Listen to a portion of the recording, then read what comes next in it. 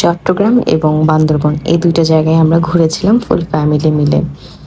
আব্বু, আম্মু, ছোট বোন আরও বেশ কিছু আত্মীয়স্বজন মিলে। আমার মনে হয় না আমি এত সুন্দর কোনো ট্রিপ এর আগে দিয়েছিলাম।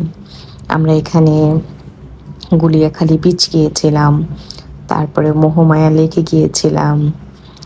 আ আরও অনেক জায়গায় গিয়েছি। এটা ছিল আমার ফার্স্ট টাইম সাগর এবং পাহাড় দেখা। এর আগে কখনোই আমি সাগর এবং পাহাড় দেখিনি। যাই হোক, আমরা পতেঙ্গা বিচে গিয়েছিলাম, যদিও বিচের পানি খুব একটা পরিষ্কার না। এই বিচের পানি একটু ঘোলাটে হয়, এটা সবাই মোটামুটি জানে। চট্টগ্রামে ২-৩ দিন কাটানোর পরে আমরা যাই হচ্ছে বান্দরবনের উদ্দেশ্যে। সেখানে গিয়ে আমরা ১ম যেটা করি সেটা হচ্ছে কাপ্তাই লেকে ঘুরি। কাপ্তাই লেকের মতো সুন্দর শান্ত কোনো লেক আমি আমার জীবনে কখনো দেখিনি। এত সুন্দর, বোধহয় কোনো নদীও এত সুন্দর হয় না।